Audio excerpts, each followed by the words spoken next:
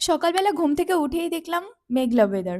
তো এখন তো ডেলি মেঘলা ওয়েদার আর বৃষ্টি নিয়েই চলতে হচ্ছে।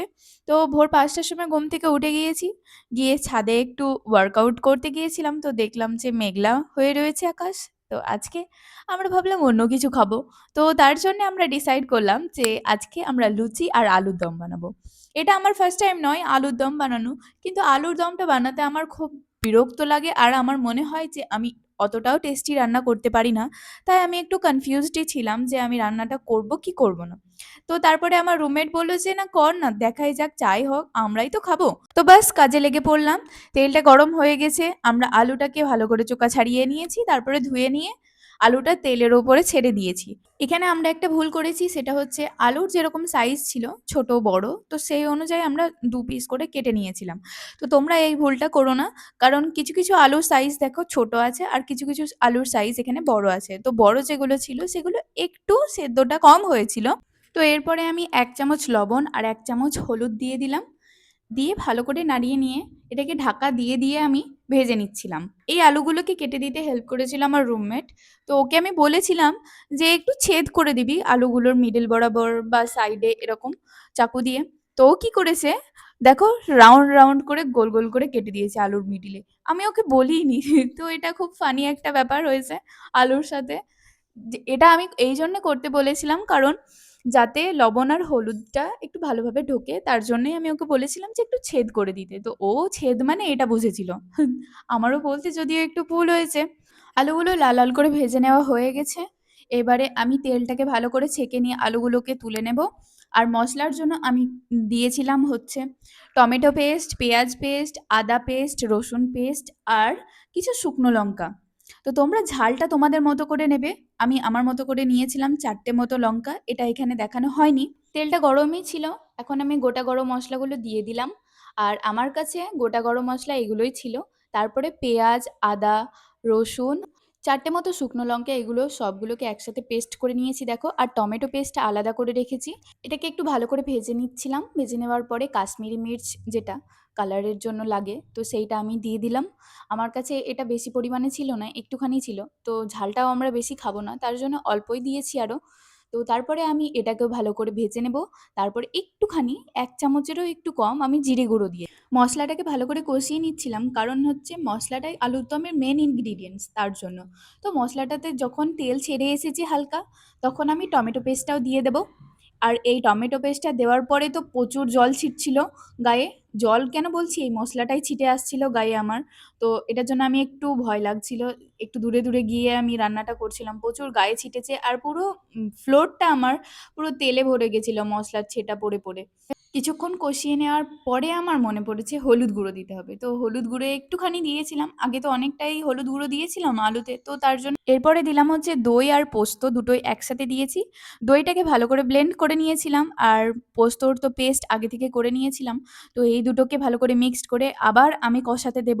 এই সময় আমি একটু ঢেকে কষিয়ে নিচ্ছিলাম কারণ খুব গায়ে ছেটা লাগছিল তার জন্য। খুব ফুটছিল। আর এখন আমি ভালো করে এটাকে কষিয়ে নিচ্ছি। তারপরে দিলাম হচ্ছে আলুগুলোকে। আলুগুলো এখনই দিয়ে দেব, তারপরে আবারও অনেকক্ষণ কষাতে হবে কারণ আলুগুলো তো সেদ্ধ হতে টাইম লাগবে, তো তার জন্য। আবার ১০ মিনিট ভালো করে কষিয়ে নেওয়ার পরে এই যে দেখো এখন আমি খুলেছি ঢাকাটা আর কি সুন্দর তেল ছেড়ে এসেছে। তো এখন কত সুন্দর কালারটাও এসেছে। তারপরে আমি দিয়ে দিলাম হচ্ছে ফ্লাক্সের থাকা গরম জল। আমি গরম জলটাই দিয়েছিলাম যাতে স্বাদটা না চলে যায় ঠান্ডা জলে। এরপরে দিয়ে দিলাম ১/২ চামচ চিনি আর কাসুরি মেথি। তো চিনি তো তোমরা জানোই হয়তো টেস্টটাকে একটু এনহ্যান্স করে। তো এরপরে আবার ঢাকা দিয়ে দিলাম।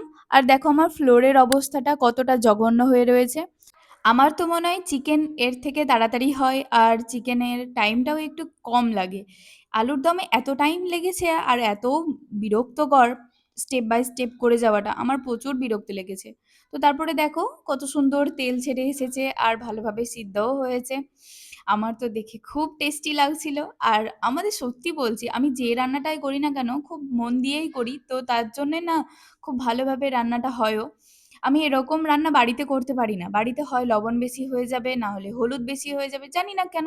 কিন্তু এখানে যখনই আমি কোনো কিছু রান্না করি, ভীষণ সুন্দর হয়, ভীষণ টেস্টি লাগে খেতে। তোমরা দেখে হয়তো বুঝতে পারছো কিছুটা। তো তোমাদেরকে দেখাচ্ছিলাম সেদ্ধটা কত সুন্দর হয়েছে। এই রান্নাটার লবণ, ঝাল পুরোপুরি পারফেক্ট হয়েছিল যাকে বলে। না কোনো কিছু কম, না কোনো কিছু বেশি। খুব টেস্টি হয়েছিল। আমি তো গরম, গরম নিয়েই খেয়ে নিয়েছিলাম। এরপরে আমরা এখন লুচিটা ভেজে নেব। আমি লুচি ভাজিনি, আমার রুমমেট যে ছিল সে আমাকে হেল্প করছিল লুচিটা ভেজে দিতে, আর আমি লইগুলো করে দিচ্ছিলাম। আমি লুচিটা খুব ভালো শেপ আনতে পারিনি, কারণ আমি বাড়িতে কখনোই করিনি। হ্যাঁ, রান্নাঘরে গিয়েছি তো মা চিৎকার করেছে, কারণ "এই ভালো হচ্ছে না, তুই চলে যা।" এরকম করে মা একাই করে নিয়েছে। তো যতটুকু দেখছো তোমরা আমাকে রান্না করতে, ততটুকুই বাইরে থেকে আমি শিখেছি আর YouTube দেখেই আমি শিখেছি। না আমাকে মা হাতে ধরে শিখিয়েছে, না আমাকে বলে দিয়েছে। ওই যতটুকু দেখে শেখা হয়। আর দিদার কাছে যখন যাই মামার বাড়িতে, তখন আমি দিদার সাথে একটু রুটিটা বেলতে হেল্প করতাম। তো তখন আমি দিদার কাছ থেকে রুটি বেলাটা শিখেছিলাম। তো সেই জন্যে আমার লুচিগুলোর পারফেক্ট সাইজ একদমই হয়নি। তো এই হচ্ছে আমাদের সানডে স্পেশাল। সানডের দিনে আমার জ্বর হয়েছিল সকাল থেকে। তো সকালবেলাতে আমি একটু রিফ্রেশ ফিল করছিলাম। রাত্রেবেলা মেডিসিন খেয়ে শুয়েছিলাম। তো সকালবেলাটা অনেকটাই আমার জ্বরটা কম ছিল। সকাল থেকে ভালো ফিল করছিলাম বলেই আরও কাজটা করতে পেরেছি ভালোভাবে। তো খেতে তো দুর্দান্ত হয়েছে। এখন আমি ফেঁসে গেছি, কারণ এটা যখনই আমাকে বলবে বানাতে তখনই বানাতে হবে, কারণ খেতে খুব সুন্দর হয়েছিল, খুব টেস্টি হয়েছিল। তো তোমরা বাড়িতে ট্রাই করো। আমাদের সানডেটা ঠিক এইভাবেই কেটেছিল। তো এটা সকালবেলায় খেয়েছি, দুপুরেও খেয়েছি, তারপরে রাত্রেও খেয়েছি, তারপরের দিনও আমরা লাঞ্চেও খেয়েছি। পরিমাণটা এতটাই হয়ে গেছিলো যে আমাদেরকে নষ্ট না করে খেতেই হয়েছে। তোমরা জানিও তোমাদের এই ভিডিওটা কেমন লেগেছে। যদি ভালো লেগে থাকে তাহলে লাইক, কমেন্ট, শেয়ার করতে একদমই ভুলো না। এখন আমি স্নান করব, তো তাই আমি এখন হেয়ার অয়েলিং করে নিয়েছি। ওকে বাই, দেখা হচ্ছে নেক্সট ভিডিও।